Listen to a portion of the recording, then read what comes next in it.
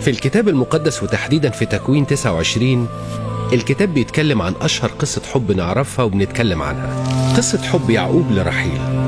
الحب اللي كلف يعقوب 14 سنة تعب وخدمة لخاله علشان تكون رحيل زوجة ليه. لكن بين سطور القصة دي بنشوف قصة حب مختلفة، قصة حب أروع وأعمق، قصة حب بين الله وليئة.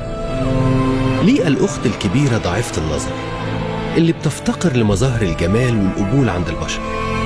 ليئة اللي أهلها شافوها مجرد حمل لازم يخلصوا منه، فداروها ورا طرحها وجوزوها كده بالمرة فوق البيع. واللي من أول يوم جوازها صرخ في يعقوب: أنا اتضحك عليا فيها، مش هي دي اللي أنا عايزها ولا دي البنت اللي أنا حبيتها. وبالرغم من جواز يعقوب من ليئة فضل قلب يعقوب متعلق بأختها، وفضلت عينيه مش شايفة إلا رحيلها. لكن عين الله كان ليها نظرة مختلفة، ورأى الرب أن ليئة مكروهة ففتح رحمها. ليئة في نظر الله كانت مثمرة، ليئة في نظره كانت مقبولة ومحبوبة.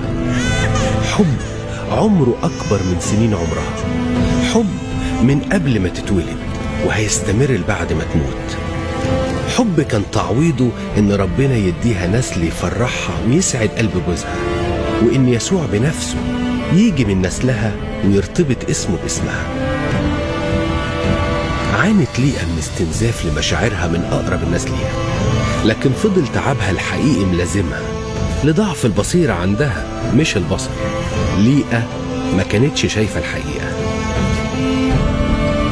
لكل ليئة مكسورة مستنزفة في علاقات بتاخد منها أكتر ما بتدي، وبتهد مش بتبني. لسه ليكي إله موجود وسط كل ظروفك، قادر يعوض تعبك وقلة حيلتك. لسه ليكي ملجأ تروحيله في وجعك وكسرتك، بس انت افتحي عينيكي عليه، واوعدك انك هتشوفيه.